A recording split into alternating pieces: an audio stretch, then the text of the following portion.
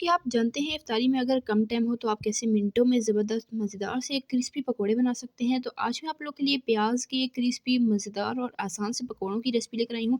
मिनटों में बन जाएंगे, बिल्कुल क्रिस्पी और ज़बरदस्त से बनकर तैयार होंगे। आपने क्या करना है, रेसिपी को बिना स्किप किए एंड तक देखना है। चैनल पर नए हैं, चैनल को सब्सक्राइब कर लीजिएगा और रेसिपी पसंद आए वीडियो को लाइक कीजिएगा। प्यारा सा कीमती से कमेंट करके मुझे ज़रूर बताइएगा आपको मेरी आज की ज़बरदस्त आसान सी रेसिपी कैसी लगी। इफ्तार में बहुत ही कम टाइम रह चुका हो तो आप ये वाले पकोड़े मिनटों में बना सकते हैं और सबको ज़रूर पसंद आएंगे। आपने रेसिपी को एंड तक देखना है और सेम रेसिपी को फॉलो कीजिएगा। चलिए बिना देर की अपनी आज की ये ज़बरदस्त और मज़ेदार सी क्रिस्पी क्रंची पकोड़ों की रेसिपी स्टार्ट करते हैं। बिस्मिल्लाहिर्रहमानिर्रहीम।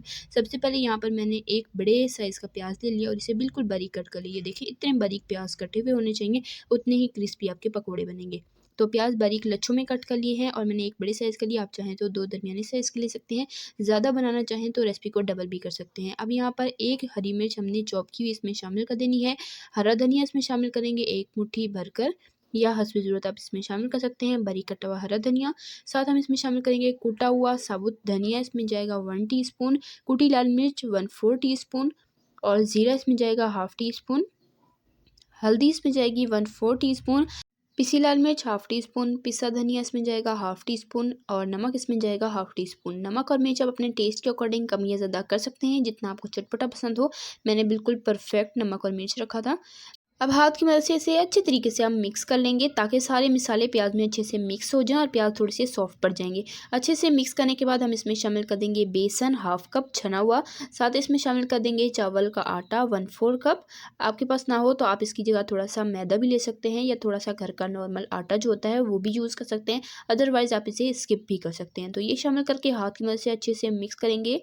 तो अब थोड़ा-थोड़ा करके हम इसमें पानी शामिल करते जाएँगे और एक गाढ़ा सा हम इसका बैटर तैयार कर लेंगे।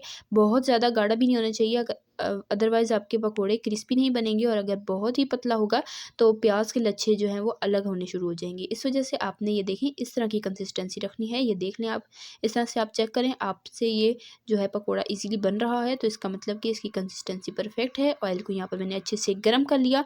ऑयल जब अच्छे से गर्म हो जाए फ्लेम को कर देंगे मीडियम टू लो और मीडियम टू लो फ्लेम पर हमने इस तरह से पकोड़े डालते जाने हैं। छोटे-छोटे साइज़ के मैं बना रही हूँ ताकि ये अच्छे से क्रिस्पी लगें और इससे लुक भी बहुत अच्छी आती है। तो सारे पकोड़े हम डाल देंगे और उसके बाद इसे 4 से 5 मिनट एक साइड से फ्राई करेंगे और तकरीबन 3 मिनट दूसरी साइड से फ्राई होंगे। तो टोटल 7 मिनट में ये क्रिस्पी और मज़ेदार से पकोड़े बनकर तैयार हो जाएँगे। बहुत ही ईज़ी रेसिपी है, मिनटों में तैयार हो जाते हैं और देखा आपने बनाना भी नहायत ही आसान है।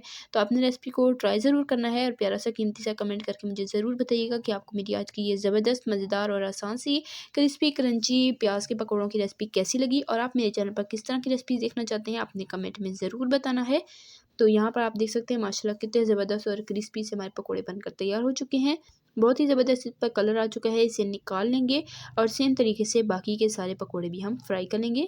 कलर आप देखिए माशाल्लाह कितना ज़बरदस्त आया है और कितनी अच्छी इसकी लुक आई है। तो डिश आउट करके मैं आपको इसकी फाइनल लुक दिखाऊंगी। फाइनल लुक को आपने बिल्कुल भी मिस नहीं करना।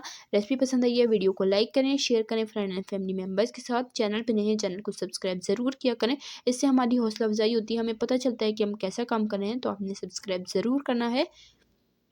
तो जी माशाल्लाह अल्हम्दुलिल्लाह से हमारे पकोड़े बनकर तैयार हो चुके हैं और ये देखिए आप इसकी लुक आप इसका चेक करें, कलर और कितने क्रिस्पी से ये बनकर तैयार हुए हैं।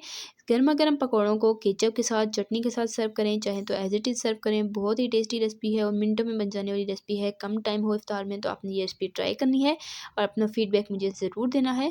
तो देखा आपने कैसे झटपट हमने मिनटों में ये पकौड़े बनाकर तैयार कर लिए हैं। इसी तरह की टेस्टी यम्मी रेसिपीज़ के लिए, सिंपल ईजी रेसिपीज़ के लिए, चाइनीज़ रेसिपीज़ के लिए, बेकिंग रेसिपीज़ के लिए, डिजर्ट रेसिपीज़ के लिए, रमज़ान स्पेशल रेसिपीज़ के लिए, बकरीद स्पेशल रेसिपीज़ के लिए मेरे चैनल को सब्सक्राइब करें। मैं इसी तरह की आपके लिए मज़ेदार आसान सी रेसिपीज़ लाती रहती हूँ। सब्सक्राइब करें ताकि आप कोई भी रेसिपी मिस ना करें। इंशाल्लाह फिर मिलेंगे नेक्स्ट मज़ेदार आसान सी रेसिपी के साथ। तब तक के लिए अपना रखिएगा ढेर सारा ख्याल, दुआ में याद रखिएगा। अल्लाह हाफ़िज़।